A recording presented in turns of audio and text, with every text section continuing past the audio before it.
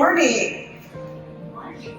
I was a little bit nervous, and I don't know why I'm nervous. This is probably one of the most inclusive, accepting, and loving audiences I can imagine in the world. So, thank you for being here, and thank you for being amazing. Okay, I'm just setting myself up here. I'm so grateful to be with you all today. A big thank you to Stephanie Fontaine and the DEFY Conference host for this incredible opportunity to speak. In this conversation, I will talk about Higher Ground Collective, how we grew the company, some achievements we've celebrated, as well as some challenges we faced along the way. And of course, the odds we have defied. My goal is that together, over the next 5 minutes, we will change the world. Sounds like a huge ask? It is, and it isn't. Let me start with a story. When I was younger, I wanted to change the world. I had no idea how I would, but I grew up with a focus and determination to make a difference. I studied hard, followed my entrepreneurial dreams, succeeded and failed at a few businesses, but I still couldn't find the answers I was looking for. I met my business partner, Bonnie Lester, in the late 90s. Yes, I know, I'm dating myself.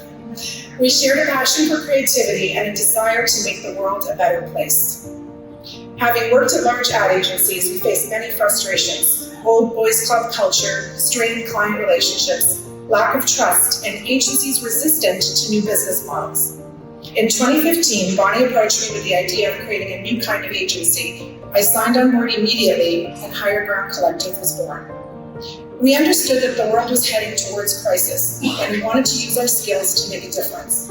Sounds great, right? Companies beating down our doors to do impactful work, creating change, giving back, you think? No, crickets.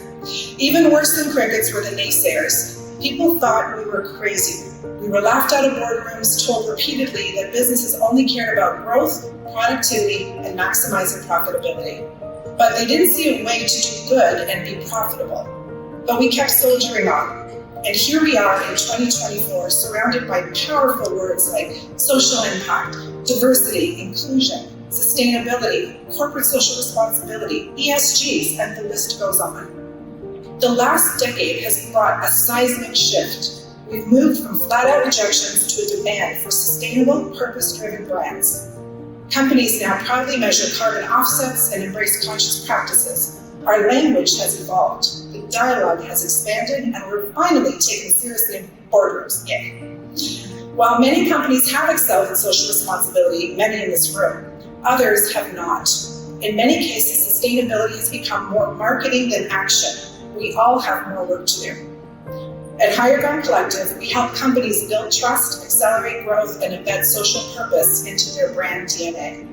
With over 3 decades of experience working in almost every sector, we partner with clients to create meaningful communications for consumers, employees, citizens, and investors, always with the end goal of driving profit while improving lives, strengthening communities, and enhancing global well-being.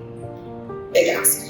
So, what happened after the crickets, you ask? Well, previous clients came back to work with us. They liked our ideas and believed in our work. We became certified as women-owned, and that expanded our business exponentially. We met one of our Fortune 500 clients at a Reconnect International conference, and they happened to be looking for a marketing firm for their environment, health, and safety division. We, luckily, and with hard work, beat out 2 large global agencies and won the contract. And then COVID happened. Not so yay. We started this partnership under lockdown, pivoting online. Health and safety communications across all 5 divisions globally became urgent. We had to keep people safe. How did we do this? First, we did not panic. Well, I panicked a little bit, but I'm not going to get into that. We did what we always do. We relied on our tried and true process and stuck to our instincts. We began with an audit and a global employee research, then used the data to define core purpose, strategies, new branding, and templates for global consistency. We launched monthly communications focused on behavioral change, aligned to the company's 2025 publicly facing goals. They were very happy. Like all of you here today, we had to reinvent with all of our clients and find creative ways to get work done. Also during the healthcare crisis, our partnership with the Alzheimer's Society was pivotal.